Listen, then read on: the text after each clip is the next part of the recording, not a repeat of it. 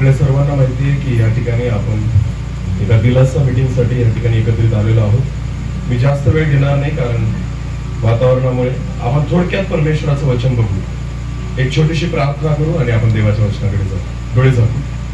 सर्वशक्तिमान आमच्या जिवंत अनुग्रहकारी थोर दयाळू देवा, स्वतःला मी तुझ्या चरणी झुकवतो प्रभू। आज या प्रसंगी जी गरज आहे ती पूर्ण कर देवा। आज तुझ्या वचनामध्ये राहू, तू आमच्याशी बोल परमेश्वरा। येणारं वचन आम्हा प्रत्येकाच्या जीवनासाठी आशीर्वादाचं कारण कर आणि सर्व काही तुझ्या महिमेसाठी होते। मी घटावं, तूच वाढावा आणि तुला महिमा मिळावी असू दे। पवित्र आत्म्याद्वारे मला आणि इथं बसलेल्या आणि ऐकणाऱ्या प्रत्येकाला नियंत्रित कर आणि तू आमच्याशी बोल। धन्यवाद। प्रार्थना येशू प्रभू तुझ्या पवित्र निगोड नावाने मागितली, आमेन। आता नीट लक्ष द्या सर्व। आता इकडे बघू आपण, मी जास्त वेळ घेणार नाही, थोड्या वेळ, जेवढ्या वेळ परमेश्वराचं वचन आहे आपण आपलं मन इकडे लावू। आज या ठिकाणी जे आपण एकत्र आलेलो आहोत, आपल्या सगळ्यांना माहिती आहे की एक दिलासा सभा आहे आणि कबरविधी उद्या आहे का?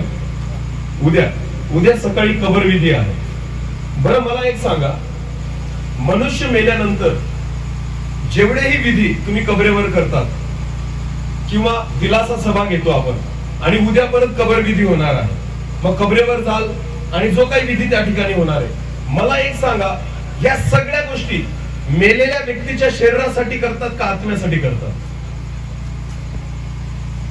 उत्तर द्या मला। माझा प्रश्न कळला असेल तर परत एकदा, नसेल कळला तर परत विचारतो।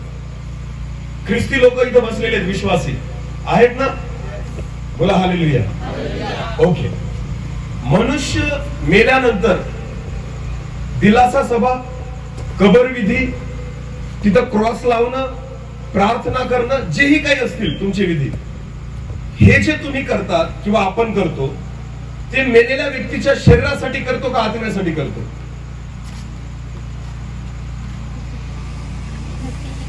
एक पण उत्तर नाही देत, याचा अर्थ काय?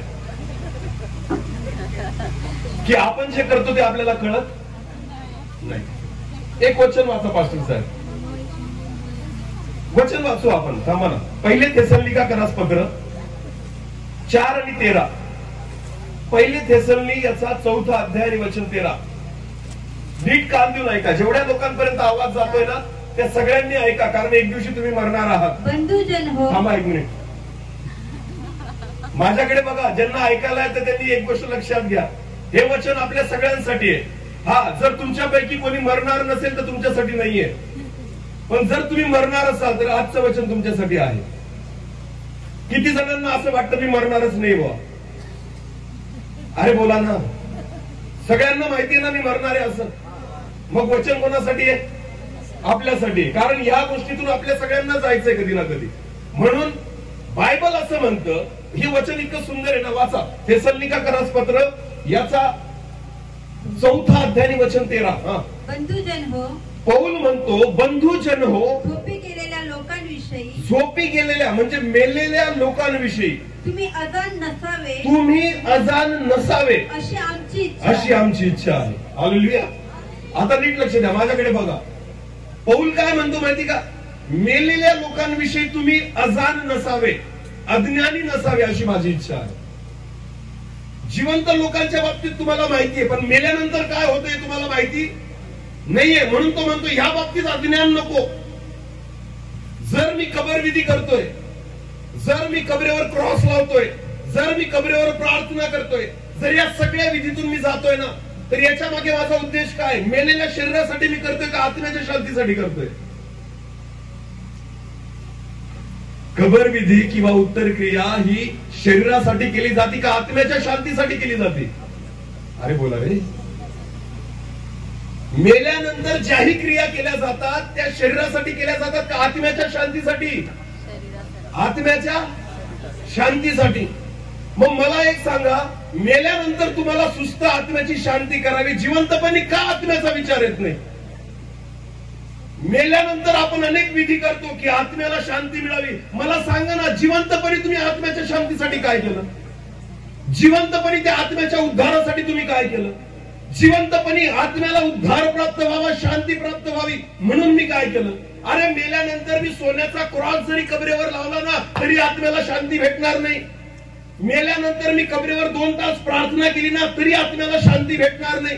मेल्यानंतर मी पवित्र जल जरी त्या कबरीवर शिंपडलं ना तरी आत्म्याला शांती भेटणार नाही. कारण आत्म्याला शांती मेल्यानंतर नाही भेटत. आत्म्याला शांतीचं प्रयोजन जिवंतपणे करावं लागतं. Hallelujah, hallelujah. म्हणून पौल म्हणतो की मेलेल्या लोकांविषयी तुम्ही अजाण नसावे अशी माझी इच्छा नाहीये. तुम्हाला कळलं पाहिजे की मेल्यानंतर काय होतं. तुम्हाला कळलं पाहिजे तुमच्या आत्म्याचं काय होतं. तुम्हाला कळलं पाहिजे जे आपण करतोय ते गरजेचं आहे का नाही, किंवा आपण काय केलं पाहिजे हे आपल्याला समजलं पाहिजे. समजते का? नीट लक्ष द्या. जिवंतपणे तुम्हाला सगळं कळतं. भूक लागली मग आपण काय करतो? बोला, जेवतो. तहान लागली आपण काय करतो? ओके. थंडी वाजली आपण काय करतो? पांघरतो. बरोबर आहे ना? गरम व्हायला लागलं लगेच आपण काय लावतो? पंखा लागतो. जिवंतपणी माझ्या शरीरासाठी लागणाऱ्या प्रत्येक गोष्टी मला कळतात. पण मला एक सांगा ना, मेल्यानंतर तुमच्या आत्म्याला कसली गरज आहे? किती लोकांना माहिती?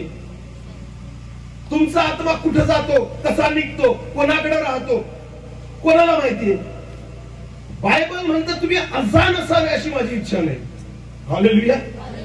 आपण जे करतो ना ते अज्ञानामुळे करतो. बोला, कशामुळे करतो?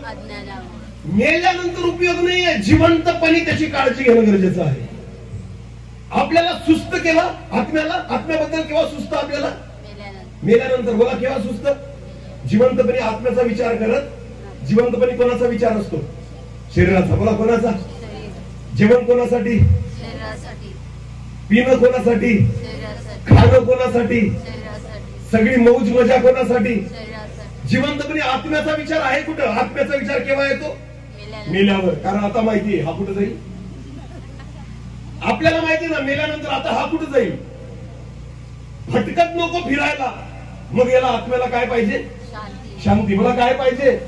मग विधी केले जातात. बोला, काय केले जातात? पण बायबल म्हणतं मेलेल्या लोकांविषयी तुम्ही अज्ञान असावे अशी माझी इच्छा नाही. मेल्यानंतर विधी करून उपयोग नाहीये. एक देवाचं वचन आपल्याला सांगतं, वाचू आपण योहान कृषीवर्तमान याचा 11वा अध्याय आणि वचन 25 वाचा. योहान 11 आणि 25.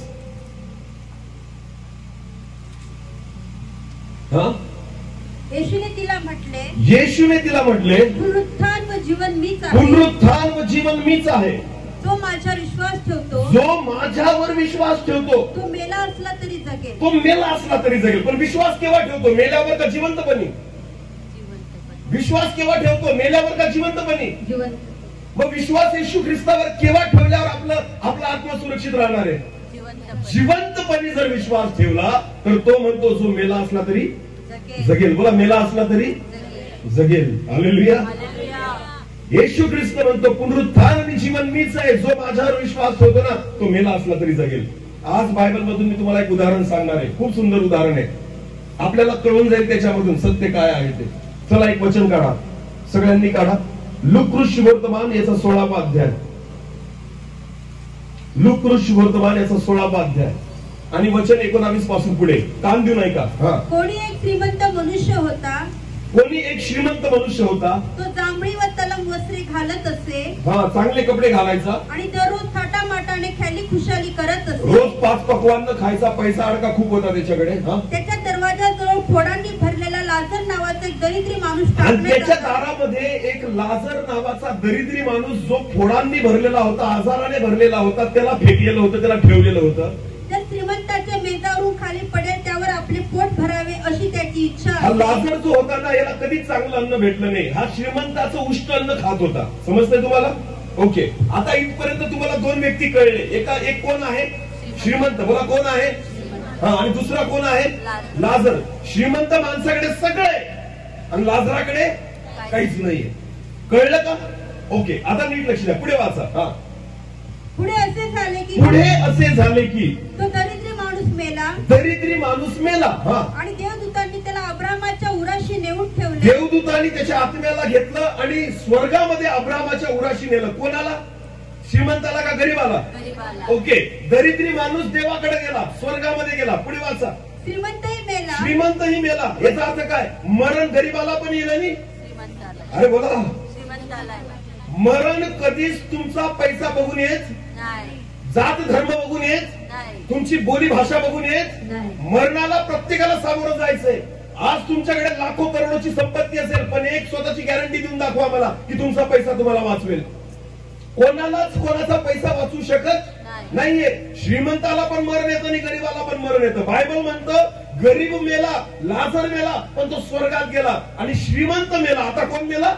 आता श्रीमंत मेला. परत ते वाचा तेच वचन. श्रीमंतही मेला, श्रीमंतही मेला व त्याची उत्तर क्रिया करण्यात आली. त्याची काय करण्यात आली? उत्तर क्रिया. बघा काय करण्यात आली. आपण काय करतोय? आपण काय करतोय? उत्तर क्रिया. नीट लक्ष द्या. श्रीमंत मेला, त्याची काय करण्यात आली? उत्तर. लाजराची उत्तर क्रिया झाली का? श्रीमंताची काय झाली? बरं उत्तर क्रिया केली लोकांनी. कोणी केली असेल बरं त्याची उत्तर क्रिया? कोणी केली असेल? त्याच्या सख्या नातेवाईकांनी. काय विचाराने केली असेल बरं उत्तर क्रिया? याच्या आत्म्याला, अरे बोला याच्या आत्म्याला त्यांनी सगळे विधी केले. कारण याच्याकडे काय होता? पैसा. हजारो लोकांना खाऊ घातलं. कारण काय होता? उत्तर क्रिया केली. कोणत्या विश्वासाने? की जो मेलाय ना आमच्या घरातला श्रीमंत मनुष्य, त्याला काय मिळावी? तो कुठे जावा? स्वर्गात. पण बायबल असं म्हणतं, परत ते वचन वाचा मग पुढे जा. श्रीमंत मेला, श्रीमंत मेला, त्याची उत्तर क्रिया झाली. तो अधोलोकात यातना भोगत होता. काय भोगत होता? आणि घरच्यांनी काय केली? उत्तर क्रिया. आणि घरच्यांना काय वाटतंय? याला काय मिळाली? आणि त्यालाच माहितीये खरं की मला काय मिळाली. सत्य कोणाला कळलं फक्त सांगा मला? जो मेलाय त्यालाच माहितीये मी स्वर्गात आहे का नरकात आहे. तुम्ही इथं काही कुटाने करा, काहीच फरक पडणार. त्याची जागा बदलली का? बदलायला पाहिजे होती ना. कारण यांनी काय केली? उत्तर क्रिया. बदलायला पाहिजे होती. कारण या लोकांनी काय केली? लाजराची उत्तर क्रिया झाली नाही, तरी कुठे गेला? याची उत्तर क्रिया झाली. सगळ्या लोकांना काय केलं? कबरविधी केला. क्रॉस गाडला त्याच्या कपडेवर. काय गाडला? क्रॉस गाडला. लोकांना वाटलं त्याच्या नातेवाईकांना आता कुठे गेला? प्रार्थना केली त्याच्यासाठी 2 तास. हे देवा, हा आत्मा तुझ्याकडे आलेला आहे, आमचा विश्वास आहे, याला शांती मिळू दे. आणि आमेन म्हटल्यानंतर लोकांना वाटलं गेला कुठं? स्वर्गात. बोला गेला कुठं? आणि कुठं होता तो? अरे बोला कुठं होता तो? घरच्यांना वाटतंय कुठं मेलेला कुठे गेला? अरे बोला कुठे गेला? स्वर्गात. आणि मेलेल्यालाच माहिती मी कुठे आहे. मेलेला कुठं होता? वाचा ते वचन. तो अधोलोकात यातना भोगत असताना, तो अधोलोकात यातना भोगत होता. तुम्ही काही करा, फरक नाही पडत. जिवंतपणे तुम्ही काय वागलेले ना त्याच्याने तुमचा न्याय होणार आहे. इथं काही केलं ना काहीच फरक पडत नाही. तुम्ही जिवंतपणे काय करता त्याच्यावर तुमचा न्याय ठरणार आहे. उत्तर क्रिया करण्याच्या अगोदरच हा कुठे गेला होता? अरे बोला नीट लक्ष द्या. तुम्ही करा नका करू, अगोदरच ठरवून जातो तुम्ही कुठे जाणार आहे जिवंतपणे. चला एक वचन वाचा. प्रगटीकरण 20:12 वाचा. प्रगटीकरण 20:12. मग मृत झालेल्या लहान थोरांना, बायबल मध्ये असं म्हटलेलं आहे, मेलेल्या लहान थोरांना मी देवाच्या राजासनापुढे, योहानाने दृष्टांतामध्ये पाहिलं की ते देवाच्या राजासनासमोर उभे आहेत. त्यावेळी पुस्तके उघडली गेली.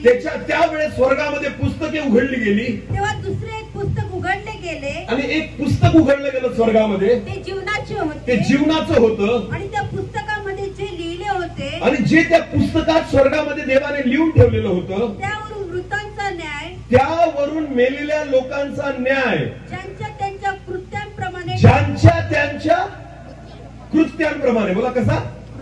कोणाच्या कृत्यांप्रमाणे? कळतंय का? कोणाचे कृत्य मोजले जातील? मरणाऱ्याचे का उत्तर क्रिया करणाऱ्यांचे? आपण कोणाचे मोजतोय? शांती मिळाली आत्म्याला. काय मिळाली? शांती मिळाली. कोणाच्या कृत्यांवरून? अरे बोला ना. उत्तर क्रिया कोणी केली? मेलेल्याने का जिवंतांनी? हा. आणि विश्वास काय ठेवतात? कोणाला शांती मिळाली? मेलेल्याला. पण बायबल म्हणतं शांती कोणाला कशी मिळेल? ज्याच्या त्याच्या कृत्यांप्रमाणे. मेल्यानंतर एक चांगलं काम करून दाखवा मला, तर तुम्हाला शांती मिळेल. मेल्यानंतर एका गरीबाची मदत करून दाखवा मला, मी विश्वास ठेवतो तुम्हाला शांती मिळेल. मेल्यानंतर एक पुण्य करून दाखवा मला, मी विश्वास ठेवतो तुम्हाला शांती मिळेल. मेल्यानंतर पश्चाताप करून दाखवा मला, मी तुम्हाला सांगतो तुम्हाला शांती मिळेल. मेल्यानंतर एखाद्या कंगालाला कपडे देऊन दाखवा मला, मी सांगतो तुम्हाला शांती. अरे मेल्यानंतर तुम्ही काहीच करू शकत नाही, जे करायचं ते जिवंतपणे करा. हालेलुया. मेल्यानंतर कोणतीच गोष्ट अशी नाहीये की जी तुम्हाला स्वर्गामध्ये घेऊन जाईल, पण आपला विश्वास आहे. तुम्हाला माहितीये तो श्रीमंत मनुष्य मेल्यावर कुठे गेला? नरकात. बोला कुठे गेला? हा. आणि इथं घरचे खुश आहेत कशामुळे? उत्तर क्रियामुळे. बोला कशामुळे? हा. आणि फुल कॉन्फिडन्स मध्ये कुठे गेला आमचा भाऊ? अरे बोला कुठे गेला? स्वर्गात. आणि तो बिचारा कुठे आहे? अधोलोकामध्ये. समजतं मी काय सांगतो? कारण जिवंतपणी काय मोजले गेले त्याचे कृत्य. बोला काय मोजले गेले? आता परत त्या अध्यायामध्ये या. आता पुढे वाचा. तो यातना भोगत होता. पुढे वाचा. तो अधोलोकात यातना भोगत असताना त्याने आपली दृष्टी वर करून अब्राहम व त्याच्या उराशी बसलेला लाजर यांना दुरून पाहिले. हा नरकात आहे आणि तो स्वर्गातल्या लाजराला पाहतोय की अरे हा माझ्या दारात पडलेला होता, आता कुठे?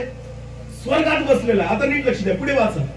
तेव्हा त्याने हाक मारून म्हटले, त्या श्रीमंत माणसाने नरकातून त्याला हाक मारली आणि म्हटले, हे बापा अब्राहमा, हे बापा अब्राहमा, माझ्यावर दया कर, माझ्यावर दया कर, लाजराला पाठव, लाजराला इकडे पाठव, यासाठी की त्याने आपल्या बोटाचे टोक पाण्यात बुडवून, एक पाण्याचा थेंब त्याने बोटात बुडवून माझी जीभ थंड माझ्या जिभेवर ठेवावा आणि मला शांती द्यावी. हालेलुया.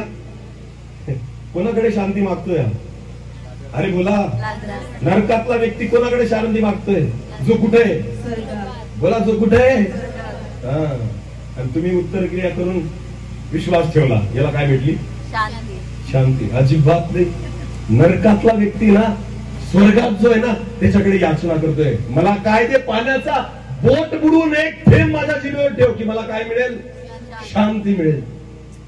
शांती मिळेल. याचना करतोय तो, मागतोय तो. त्याला वाटलं ना की हा लाजर आणि अब्राहम स्वर्गामध्ये ना देवाला ओळखत असतील, परमेश्वर त्यांना ओळखत असेल ना, किमान त्यांच्या बोलण्यावरून मला मदत होईल. पण झाली मदत? झाली मदत? नाही. मेल्यानंतर तुमची कोणीच मदत करू शकत, कोणीच मदत करू शकत नाही. जे तुम्हाला कमवायचं ते केव्हा कमवा? मेल्यानंतर सरकार पगार देतं का? का बरं? कारण तुम्ही काहीच कामाचे राहिले नाही. सरकार पगार देत नाही तर देव कशी काय चांगली कामं तुमच्या नावाने ठेवेल? मला सांगा. मेल्यानंतर चांगली कृत्य हे जिवंतपणीच होतात. हालेलुया. लाजराच्या बाबतीत तेच होतं आणि श्रीमंत मनुष्याच्या बाबतीत तेच होतं. मागत होता की एक पाण्याचा थेंब तरी इथं ठेव. पुढे वाचा, पटकन वाचा आता ते वचन.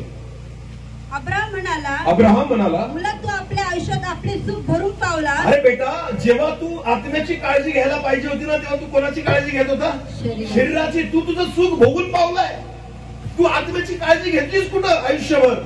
म्हणून तू तुझं सुख जे होतं ना तू जगामध्येच भोगून पावलाय. पुढे वाचा. तसा लाजर आपले दुःख भरून पावला. तसं लाजर आहे ना आयुष्यभर शरीरासाठी त्यांनी काहीच नाही केलं, पण आत्म्याची काळजी घेतली म्हणून तो दुःख भोगून पावलाय. याची आठवण कर. याची आठवण कर. काय कर?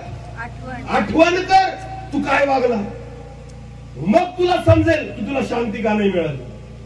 आठवण कर की तू काय पाप केलं, मग तुला कळेल की तुला शांती का नाही मिळाली.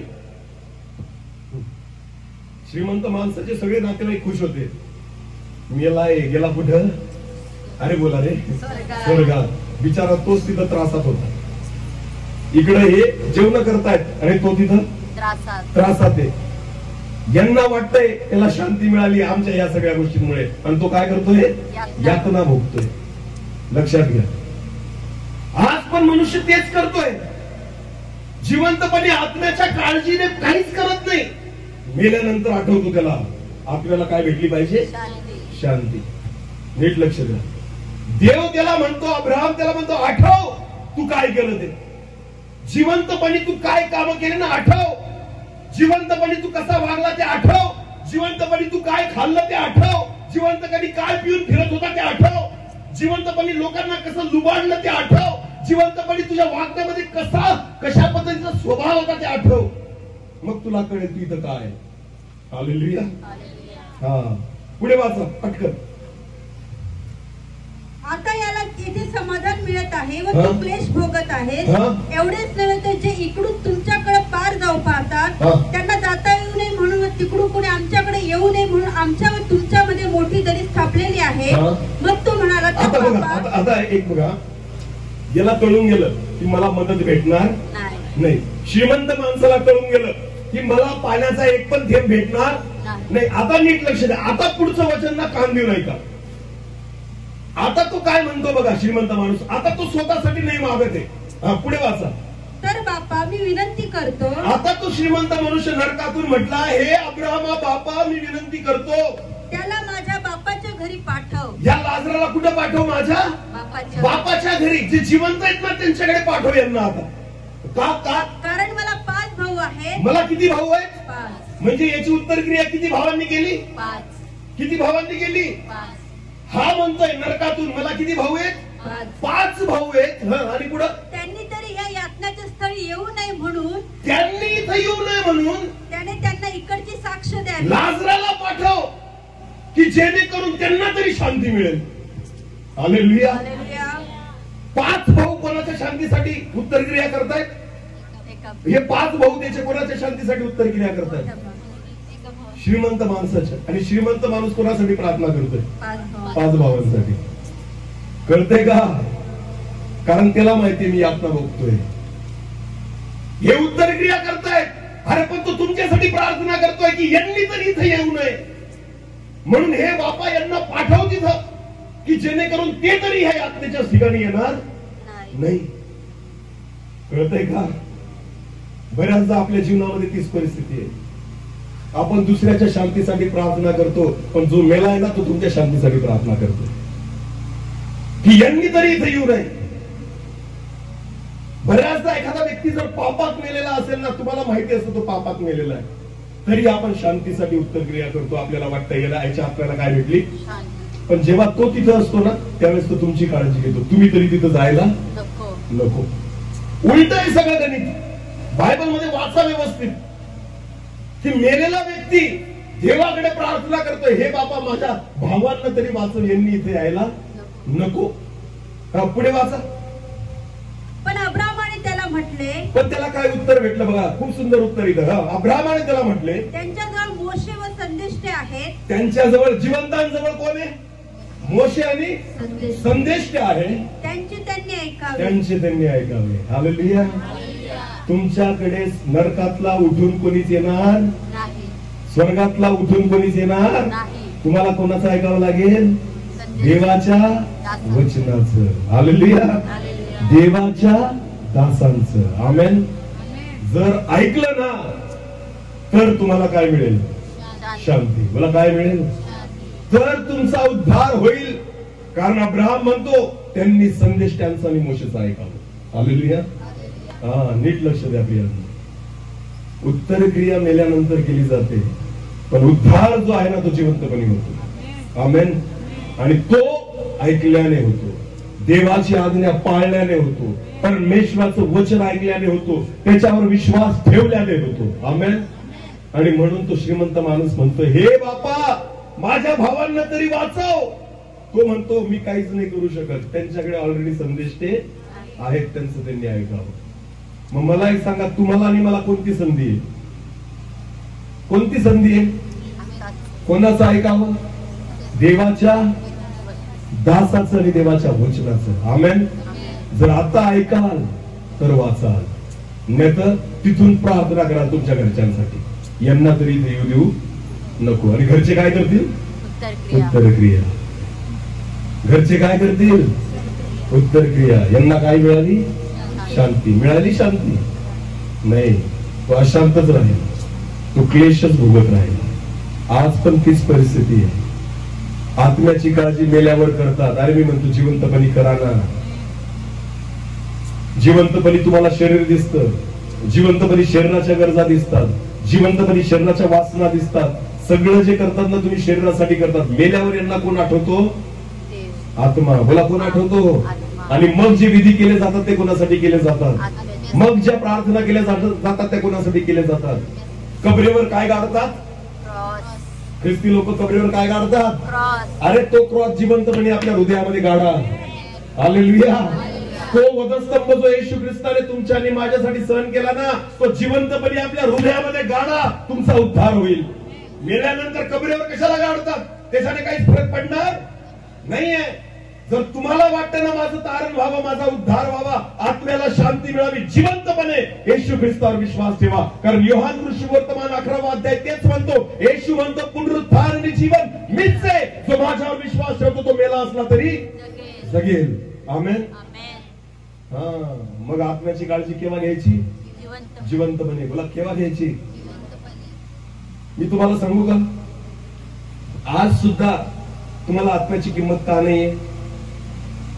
कारण तुम्हाला वाटतं सगळं काय, सगळ्यात महत्वाचं काय? शरीर.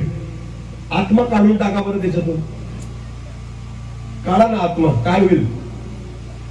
याच शरीराला नावाने ओळखलं जातं. लोक त्याला म्हणतील हे प्रेत आहे. काय आहे? काय आहे? शिंदे सर जिवंत दिसतायत तुम्हाला, आता दिसतायत ना. मी मेलो ना तर माझ्या बॉडीला काय म्हणतील लोक माहिती का? शिंदे सर नाही म्हणणार. काय म्हणतील? प्रेत. बॉडी उचला, काय म्हणतात? अरे म्हण ना त्याला शिंदे सर म्हण. लवकर काढा, काय म्हणतात? लोक काय फोन करतात मेल्यावर माहिती का तुम्हाला? किती वाजता वाट लावायची?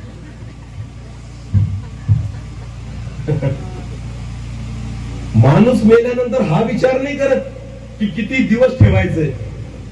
पहिला विचार हा येतो किती लवकर काढायचे. कारण महत्वाचा काय होता? शरीर का आत्मा? शरीर तर आत्तापर्यंत मेल्यावर, पण गेला काय? आत्मा. मग किंमत कोणाची होती? अरे बोला, किंमत कोणाची होती? पण तुम्ही काळजी कोणाची घेतली? शरीराची. आत्म्याची घेतली नाही. ख्रिस्ती जीवन शरीराची काळजी घेणं नाहीये, ख्रिस्ती जीवन आत्म्याची काळजी घेणं आहे. आमेन. येशू ख्रिस्ताने शरीराची काळजी घ्यायला नाही, येशू ख्रिस्ताने आत्म्याची काळजी घ्यायला शिकवलं. समजते मी काय सांगतोय? हालेलुया. पण प्रॉब्लेम हा आहे ना, माणसाला आत्मा लवकर आठवत नाही. त्याला सगळ्यात जास्त काय दिसतं? एक शेवटचं उदाहरण दिलं आणि मी बंद करेल, लक्ष द्या. डिओ मारलाय का? डिओ सेंट स्प्रे मारतो आपण लग्नात. हा का नाही? बोला. अत्तर. अत्तर काय म्हणतात त्याला? अत्तर माहितीये ना? कसा वास येतो? घाण का चांगला? घाण का चांगला? ओके. आजकाल तुम्ही मार्केटमध्ये जा, नवापूरला खूप महाग महाग डिओ मिळतात किंवा चांगले स्प्रे मिळतात. लग्नात आपण मारतो. आणि लग्नामध्ये जर एकमेकांना आपण भेटलो ना, तर वास जर चांगला वाटला तर आपण एकमेकांना काय विचारतो? कोणता डिओ मारला? स्वाभाविक आहे, विचारतात का नाही? कारण वास कसा आला? चांगला. बोला, कसा आला? चांगला. बरोबर आहे.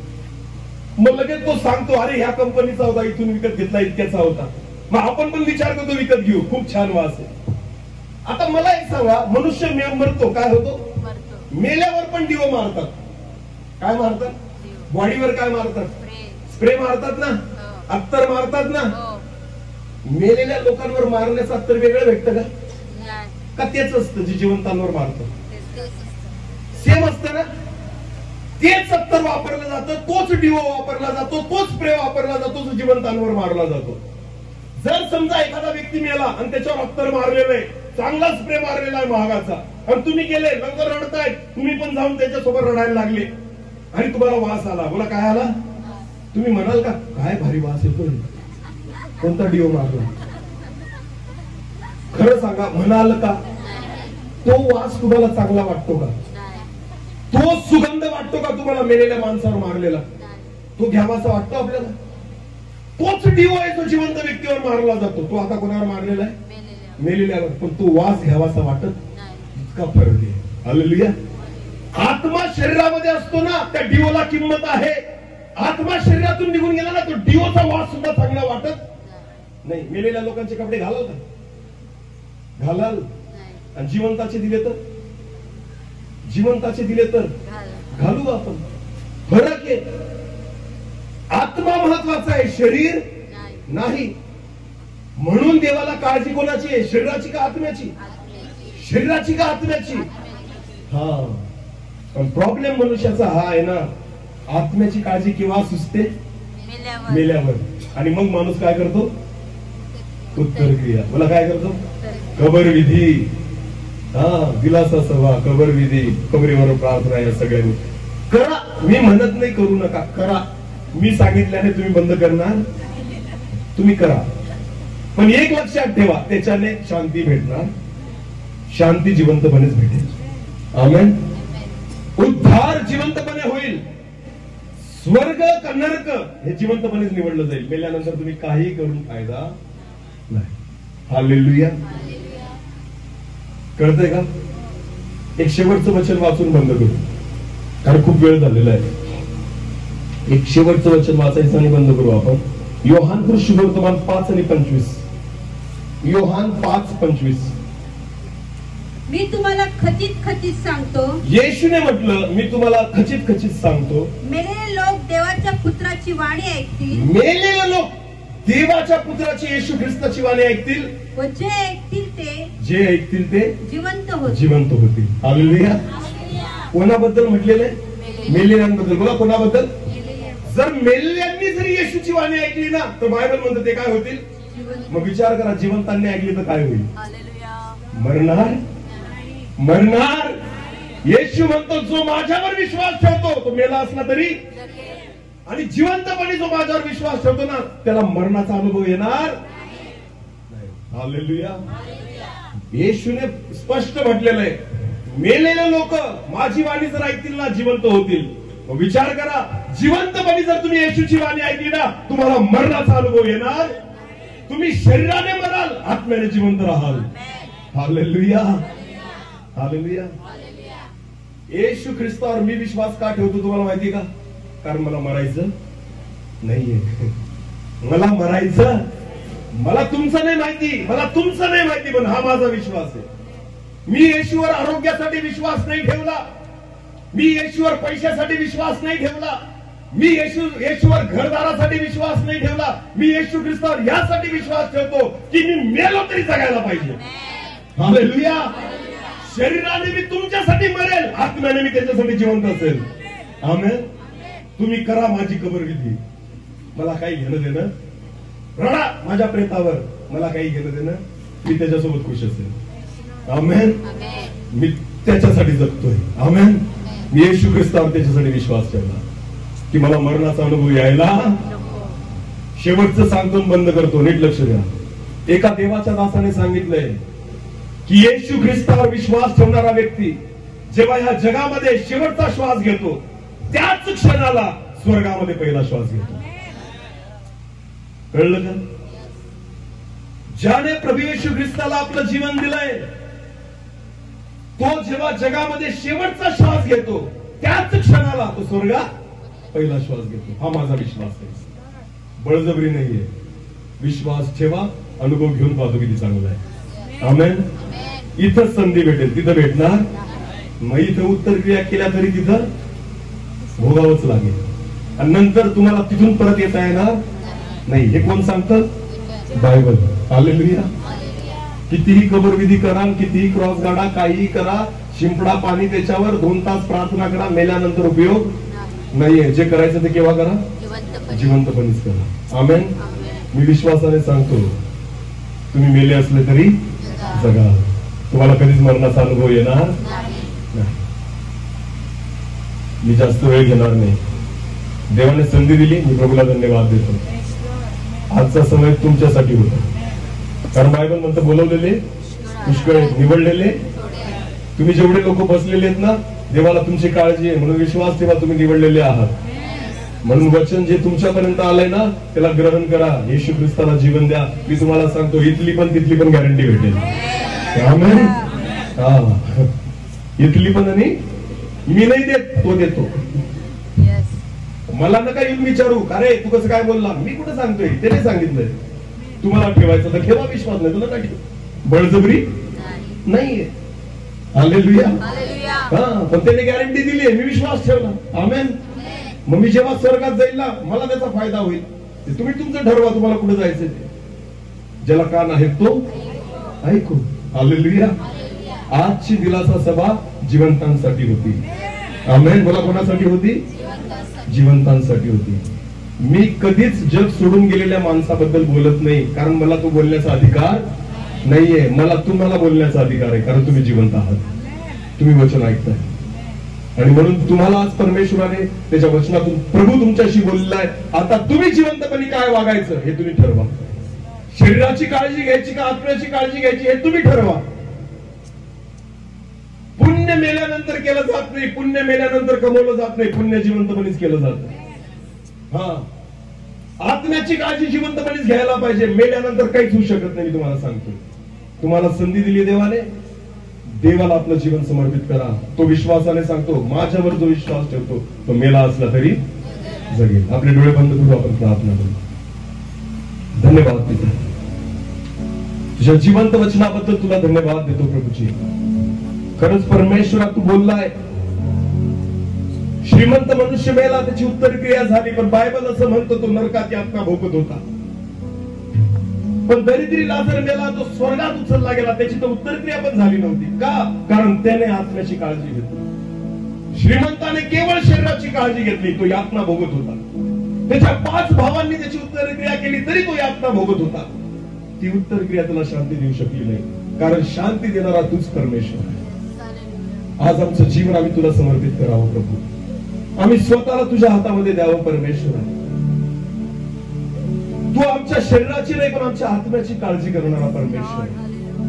आणि म्हणून दे बापा, आम्ही आमचं जीवन तुझ्या हाती समर्पित करावं असं. धन्यवाद प्रभूजी. एक छोटस कोरस घेऊन आपण प्रार्थना करू. येशू मसीह.